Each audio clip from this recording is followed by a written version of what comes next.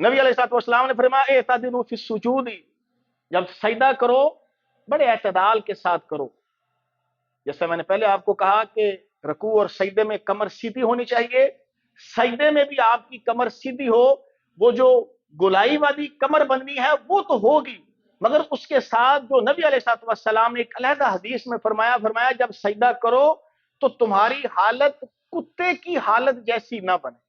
आप चेक करके देख लीजिए, कुत्ता जब बैठता है उसके ये दोनों बाजू आगे ऐसे फैले होते हैं। जब कुत्ता बैठेगा उसके ये दोनों बाजू आगे वाले ऐसे होते हैं। हदीस ने मना कर दिया कि जब आपने सजदा करना है आपके बाजू जमीन पे नहीं होने चाहिए, आपके बाजू खड़े होने चाहिए। सहाबा कहते अल्लाह के नबी अपने दोनों बाजुओं को खड़ा करते, चूंकि आप इमामत करवा रहे होते थे तो पीछे से रसूलुल्लाह सल्लम के बगलों की ये पसीने की वजह से जो सफेदी सी होती है हमें वो नजर आती। इसलिए जब आप नमाज पढ़ें, अपनी सजदा करें, अपने दोनों बाजुओं को जमीन पे नहीं टकाना, ऐसे करके जमीन पे नहीं रखना, इसको दोनों को उठाना है। दोनों आपके जब उठे होंगी आपके बाजू खुले होंगे, आपके बगले खुली होंगी। हाँ, थोड़ा सा फर्क ये होगा कि आपके बाजू उस वक्त खुलेंगे जब आप अकेले नमाज पढ़ रहे होंगे, जब आप इमामत करवा रहे होंगे।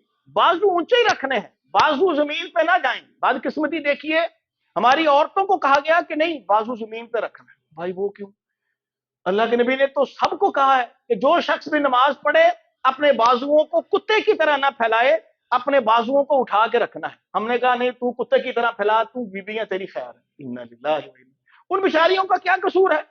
उनको जमीन पर टकाने का कह दिया। अल्लाह के नबी मर्द और औरत दोनों को कह रहे हैं जमीन पर कुत्ते की तरह नहीं रखने।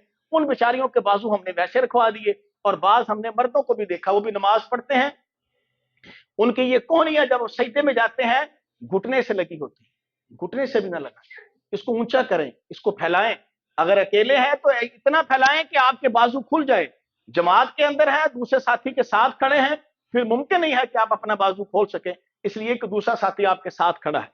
इसलिए ये बहुत बड़ी गलती है कि दौरान सजदा किसी भी शख्स, चाहे वो मर्द है या औरत है, उसको चाहिए अपने बाजुओं को जमीन पर ना रखे, अपने बाजुओं को ऐसे ऊपर करके खोले, ताकि बाजू जब वो खोलेगा तो वो सुन्नत, वो हदीस जो सहाबा कहते हैं हम पीछे से आपके बगलों की सफेदी देखते थे, वो भी पूरी हो जाएगी। और जो कुत्ते की मुशाबत वाली हदीस है कि अल्लाह के नबी ने हमें उससे मना किया है, मैं और आप उस मुशाबत से भी बच जाएंगे।